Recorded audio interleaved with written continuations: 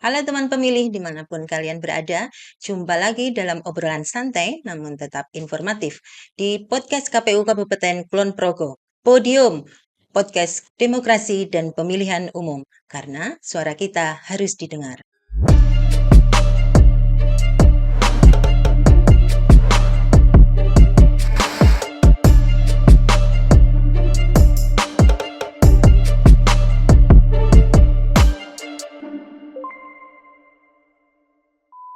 Penyelenggara pemilu di Indonesia kan ada 3 penyelenggara pemilu nih, Iya, ada KPU, ada Bawaslu, ada DKPP. iya. Sekaligus dengan masyarakat sendiri, Pak, gimana dari keempat elemen itu perannya terkait dengan penyelenggaraan hukum pemilu, Pak.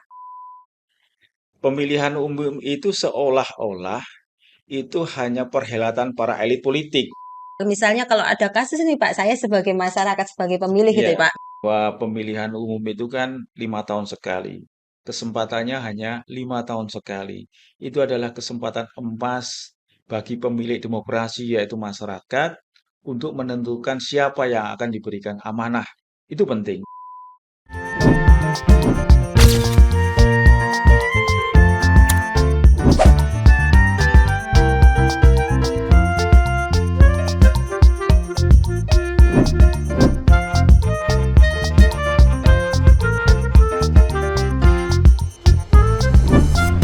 Teman pemilih, podcast kali ini bersama saya Trias, kita akan berbincang dengan narasumber yang cukup familiar di jagat demokrasi, khususnya di Kabupaten Kulon Progo.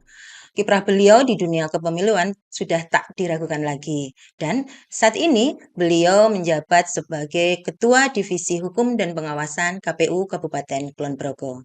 Selamat datang Pak Pujarasa Satuhu. Gimana kabarnya hari ini Pak? Baik, alhamdulillah sehat. Alhamdulillah. Izin boleh pantun, Pak? Monggo silahkan. Oke. Silakan. Jalan-jalan ke Nanggulan. Jangan lupa ke Geblek Pari. Pak Puja hobinya dolan. Jangan lupa ajak kami. Boleh dong, Pak?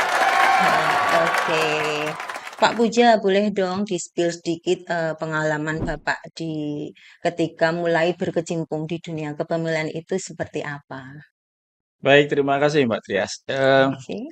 Saya itu berkecimpung di pemiluan itu sejak tahun 2004 ya, 2004 ya, Pak? Oke. ketika itu kita masuk di penyelenggara pemilu di tingkat kecamatan dan kebetulan oleh teman-teman itu menjadi ketua PPK. Dari situlah kemudian saya senang terkait dengan Oke. kepemiluan dan berlanjut hingga hari ini. 2004 sampai sekarang 2026. Ya, Jadi kurun waktu 20 berapa tahun tuh, Pak? 22 tahun iya, ya, Pak, ya itu. begitu. Dan itu selama masa itu apa? Pas di divisi hukum terus atau gimana, Pak itu? Atau pernah di divisi apa gitu? Iya, pertama ketika 2024 itu kan kita di PPK, kemudian selanjutnya kita enggak, 2004, ya Pak. Ya kan tadi 2004, PPK. kemudian 2006 itu kita ikut masuk seleksi di Panwas Kabupaten dan diterima, kemudian 2008 dan seterusnya sampai dengan 2014 saya di pengawas pemilu dan 2018 hingga hari ini kita Ya, di KPU Kulon Progo sebagai Ketua oke. Divisi Hukum dan Pengawasan. Oke, ya. Pak, berarti kan memang udah tadi kan seperti yang saya sampaikan bahwa pengalaman Bapak itu sudah tidak diragukan lagi, khususnya di dunia kepemiluan ya, Pak.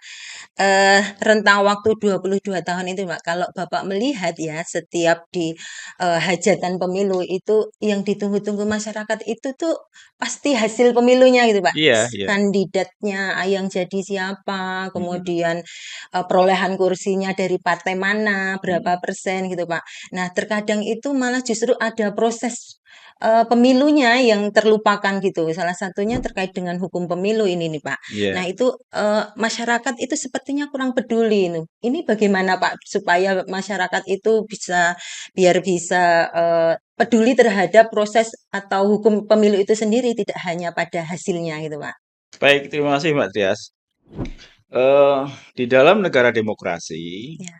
bahwa pemilihan umum itu kan merupakan sarana yang paling utama ya dalam Mm, mewujudkan kedaulatan rakyat sebagaimana itu amanah Undang-Undang Dasar 45 pasal 1 oke. ayat 2, di mana itu berbunyi bahwa kedaulatan rakyat itu ada di tangan rakyat dan dilaksanakan sesuai dengan undang-undang. Nah, Oke. nah, prinsip ini kan sebetulnya menandakan bahwa kekuasaan tertinggi di dalam pengelolaan negara itu adalah rakyat, di mana sebetulnya pemerintah itu akan hanya menjalankan. Jadi Oke. menjalankan apa yang diamanahkan oleh konstitusi ya, amanah rakyat berdasarkan konstitusi. Nah, Mewakili gitu ya Pak ya iya betul. istilahnya, mewakili Nah, rakyat gitu ya.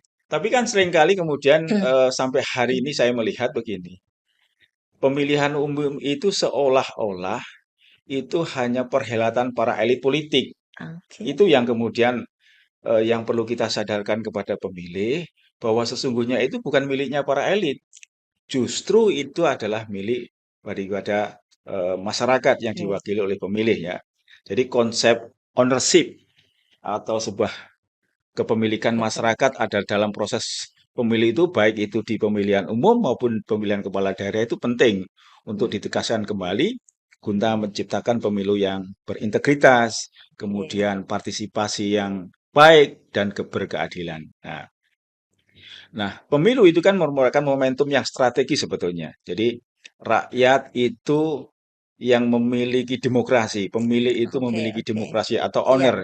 Jadi harapan saya rakyat itu jangan hanya sekedar sebagai voter atau dia hanya datang di TPS, Oke. tapi harus memiliki peran yang lebih tinggi terkait dengan apa peran sebagai pemilik daripada demokrasi itu Mhm. ya. Jadi rakyat itu harus mengawasi tahapan pemilu, harus mengawal pemilu, harus memastikan bahwa pemilu itu Oke. Oke. berjalan sesuai hukum-hukum yang berlaku Oke. untuk pemilu saat itu. Oke. Nah, itulah pentingnya masyarakat harus paham tentang hukum di Oke, pemilu. Begitu, baik. Mbak. Jadi ini ya Pak, jadi masyarakat atau pemilih itu harus memiliki rasa handarbeni gitu ya Pak Iya, terhadap betul, proses pemilu itu Pak.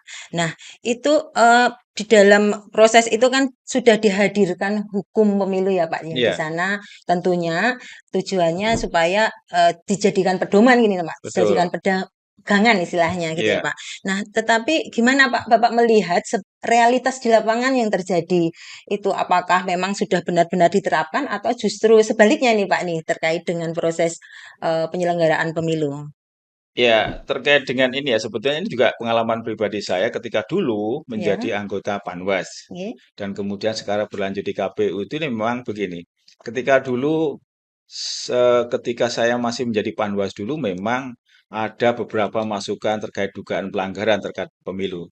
Nah, Oke. terkait dengan pelanggaran pemilu saat ini memang sebagai catatan yang saya dapatkan dari sebuah artikel bahwa Bawaslu RI untuk pemilu 2024 ini banyak sekali mencatat ribuan dugaan pelanggaran. Wah, ribuan Iya, Pak ini. dugaan pelanggaran Oh ya. ya, maksudnya dugaan Iya, pelanggaran kan? iya. Iya. Itu bisa saja terkait dengan laporan terkait dengan pelanggaran administrasi, kemudian pidana pemilu, dan juga kode etik pemilu. Nah, untuk pidana pemilu biasanya yang sering kita apa ya, yang kita dapatkan dari laporan dan catatan itu adalah maraknya tentang money politik. Oke, money Nah, itu politik ya. kemudian adanya netralitas ASN atau apa ya, pejabat negara yang seharusnya mereka itu harusnya netral, tetapi kan Mhm. ada Oke. dugaan mereka tidak netral. Nah, Oke. itu yang kita dapatkan dari catatan-catatan Bawaslu untuk pemilu 2024 ini begitu, Pak Trias. Banyak juga ya Pak ya sampai dugaan pelanggaran sampai ribuan tadi tercatat Iya, gitu ya iya. yang terjadi di proses pemilu gitu Pak. Nah, dari sekian banyak pelanggaran ini Pak, kita bisa membidiknya atau membedakannya itu seperti apa Pak? Jadi jenis-jenisnya kan Pak itu tadi kan dikatakan ada money politik, ada pelanggaran itu bisa di apa ya kategorisasi tidak Pak jenis pelanggaran itu? Baik, di dalam Undang-Undang Nomor 7 2017 disebutkan bahwa kewenangan penanganan pelanggaran pemilu itu ada ranahnya adalah Badan Pengawas Pemilu beserta jajarannya sampai di bawah begitu kan. Nah, memang ada 3 jenis ya, bahkan saya katakan bisa saja menjadi Tiga 4 jenis jenis. juga. Oke, apa Misalkan jenis? jenis yang pertama adalah adanya dugaan pelanggaran administrasi. Ini terkait dengan Administrasi. ketidaksesuaiannya dengan tahapan atau tidak sesuainya dengan regulasi yang dilakukan oleh KPU misalkan. Mhm. Tahap-tahapannya mungkin ada dugaan pelanggaran oleh stakeholder itu yang kemudian dilaporan ke Bawaslu. Itu Oke. adalah administrasi. Oke. Yang kedua, itu ada dugaan terkait dengan pelanggaran pidana pemilu. Pidana pemilu. Nah, Oke. misalkan salah satu contohnya adalah misalkan money politik, kekerasan di dalam tahapan pemilu dan sebagainya itu diarahkan ke dugaan pelanggaran pidana yang kemudian nanti penanganannya adalah di Gakumdu. Oh, Gakumdu itu juga adalah boleh. unsurnya Oke. ada dari unsur Bawaslu, Bawaslu, ada polisi. unsur kepolisian, dan juga dari unsur kejaksaan. Mereka terhimpun di dalam Gakumdu. Yang ketiga, ada dugaan pelanggaran kode etik. Kode etik. Ketika kemudian Bawaslu nanti menerima laporan atau bahkan temuan terkait dengan dugaan-dugaan kode etik, kemudian berdasarkan kajian yang dilakukan oleh Bawaslu, nanti akan dipilah-pilah. Oke. Kalau itu kemudian ranahnya ke kode etik, akan dilanjutkan kepada DKPP ya. Sebetulnya yang paling krusial itu dan paling menyita waktu, menyita biaya, dan berisiko menyita segalanya, itu adalah ketika terjadinya pelanggaran, Mm-mm. kemudian mengarah kepada sengketa hasil Oke, sengketa. pemilihan atau pemilihan umum, yang itu akan berimbas kepada dikabulkan atau tidak dikabulkan di putusan Mahkamah Konstitusi. Kalau kemudian pelanggaran itu ternyata terbukti atas sidang di Mahkamah Konstitusi, kemudian dilakukan pembatalan Ya. terhadap hasil, Oke. itu kan kemudian berakibat kerugian semuanya. Oke. Bisa rugi dari finansial, bisa rugi dari waktu, dan lain Tenaga. sebagainya, tenaga dan sebagainya. Itu jadi yang Em, yang perlu dipahamkan oleh masyarakat itu konsekuensi daripada sebuah pelanggaran pemilihan maupun pemilihan umum adalah seperti itu, Mbak Oke. Trias. Jadi ini ya Pak, tadi bisa saya garis bawahi bahwa ada terdapat 3 jenis pelanggaran gitu Pak. Nah, Nah, menurut Bapak ini yang tadi kan sampai kepada Mahkamah Konstitusi mm, Konstitusi juga ya Pak, itu yang dari ketiga jenis pelanggaran itu yang bisa sampai ke Mahkamah Konstitusi lebih cenderung dari yang jenis mana ini Pak? Yang dari ketiga ini kan tadi ada administrasi, kemudian tindak pidana pemilu, kemudian kode etik juga gitu ya Pak. bisa, tiga-tiganya bisa. Bisa juga ya Pak itu Iya, ketiganya. tiga-tiganya bisa menjadi alat bukti ketika nanti ada keberatan terkait dengan hasil pemilu ya. Misalkan hasil pemilu nanti kemudian dilakukan persidangan di sana, kemudian apa yang membuat pelanggaran, apa yang membuat alat bukti di dalam proses gugatan itu misalkan. Oke, oke. Kemudian misalkan pelapor mencantumkan bukti-bukti pelanggaran administrasi bisa, mencantumkan alat bukti pelanggaran pidana juga bisa, kemudian kode etik juga bisa. Jadi ketiga-tiganya bisa menjadi alat bukti ketika mengajukan di gugatan di Oke, MK Pak. begitu. Oke, Hanya siap. saja Oke. kemudian bagaimana MK nanti akan memutuskan terkait dengan alat bukti yang ditampilkan oleh penggugat begitu. Oke. Terus ini Pak, gimana dengan peran dari penyelenggara pemilu itu Pak? Kan berbicara terkait dengan penyelenggara pemilu di Indonesia kan ada 3 penyelenggara pemilu nih, Ya, ada KPU, ada Bawaslu, ada DKPP. ya. Sekaligus dengan masyarakat sendiri Pak, gimana dari keempat elemen itu perannya terkait dengan penyelenggaraan hukum pemilu Pak? Berkaitan dengan peran ya sekarang. Kalau di Undang-Undang Nomor 7 2017 itu bahwa KPU itu memiliki tugas untuk menyelenggarakan tahapan secara teknisnya. Teknisnya ya Pak, KPU di KPU ya, Iya, sisi pelaksana gitu ya teknisnya Pak. pelaksanaannya Oke, begitu. oke. Nah, harapannya berharap ketika pemilu itu berjalan demokratis, Ya. maka KPU harus menyelenggarakan itu sesuai dengan regulasi yang sudah Iya, ditetapkan. Artinya betul. tidak boleh keluar dari koridor itu. Oke, siap. Yang kedua, Bawaslu itu tugasnya hanya mengawasi. Mengawasi. Ketika mengawasi Oke. kemudian menerima laporan dugaan pelanggaran yang kemudian menindaklanjuti yang hasilnya adalah sebuah rekomendasi. Nah, kalau kemudian rekomendasi nanti kan ada tiga tadi ya. Ya, Kalau arahnya kepada dugaan administrasi akan disampaikan ke ya, instansi yang terkait, ya. kemudian dugaan pidana ini nanti juga sampaikan ke Gakumdu, Oke, oke, hasilnya terserah di oke. Gakumdu, yang kemudian kode etik disampaikan ke Ja- DKPP. Oke, Begitu, Mbak. oke. Jadi jelas ya Pak kolaborasi antara ketiga penyelenggara pemilu dan terkait dengan peran masyarakat. Tadi Bapak juga sudah menyampaikan bahwa masyarakat harus tetap mengawal jalannya pemilu Betul. gitu Pak. Nah, ini Pak coba misalnya kalau ada kasus ini Pak, saya sebagai masyarakat sebagai pemilih gitu ya Iya, Pak, menemukan atau istilahnya saya mengetahui bahwa di suatu lingkungan itu terjadi pelanggaran. Contohnya saja misalnya money politik. Nah, itu mm-mm. mekanisme pelaporannya bagaimana itu Pak? Saya harus kemana gitu lah dan apa yang harus saya bawa gitu. Baik, kan sudah diatur ya bahwa Bawaslu adalah lembaga satu-satunya yang menerima laporan dugaan pelanggaran. Dari Ket- ketiga penyelenggara ini saya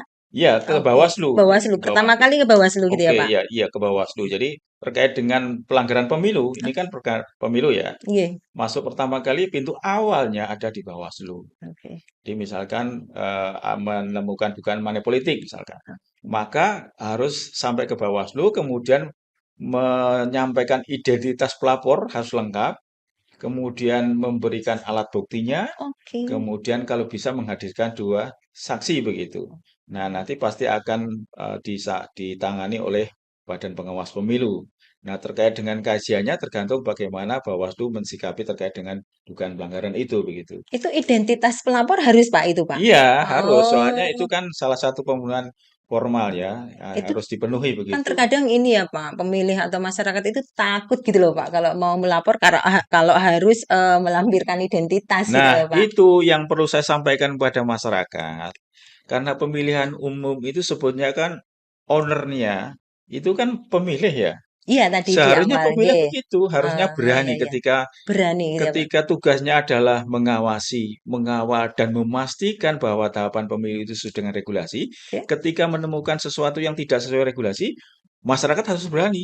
Oh gitu ya Pak, harus Iya, berani. harus berani melaporkan dugaan pelanggaran terkait dengan penyelenggaraan pemilu itu. Oke. Baik itu yang dilaksanakan oleh KPU dan sebagainya, ketika itu memang menyimpang dari regulasi yang sudah ditentukan, wajib sebetulnya hukumnya masyarakat itu untuk melaporkan. Oke. Jadi jangan takut begitu. Baik, baik Pak, izin memotong. Kalau masyarakat ini nih Pak sudah berani gitu Pak. Nah, Ya, itu ada jaminan nggak Pak bagi si pelapor itu untuk dilindungi terkait dengan mungkin keselamatannya atau apanya gitu sebagai imbas karena dia udah melaporkan terjadinya pelanggaran pemilu gitu Pak ataupun nanti imbas di masyarakat gitu loh Pak.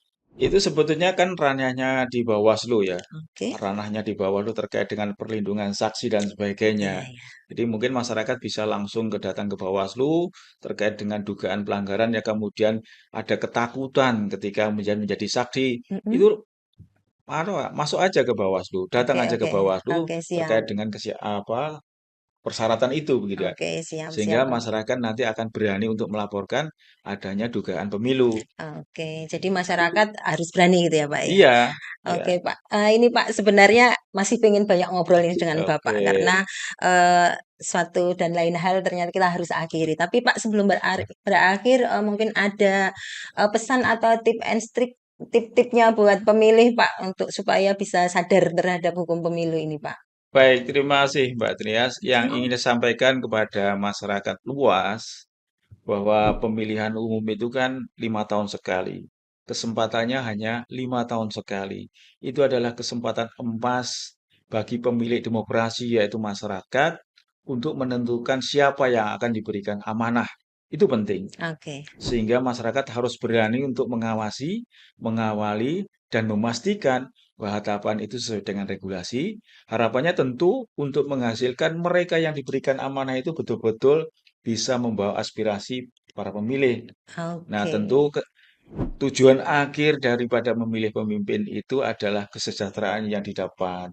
Ya, oke, tak? siap. Itu yang diharapkan begitu. Oke, jadi poin pentingnya masyarakat atau pemilih itu harus berani gitu ya Pak ya. Betul, Oke, betul. oke Pak Puja, terima kasih sudah berkenan hadir di podium dan berbagi untuk ilmu dan pengalamannya. Ya, Gitu Pak Puja. sama-sama. Teman pemilih, seru sekali ya obrolan kita hari ini yang telah membedah betapa pentingnya kesadaran masyarakat akan hukum pemilu. Karena pemilu tidak saja persoalan mencoblos, tetapi di dalamnya itu terdapat rangkaian proses di mana melibatkan seluruh elemen masyarakat di negeri ini. Dan untuk teman pemilih dimanapun kalian berada, selalu tunggu podcast kami di episode selanjutnya. Tetaplah menjadi pemilih cerdas, pemilih kritis namun tetap bijak. Trias pamit undur diri, terima kasih dan sampai jumpa.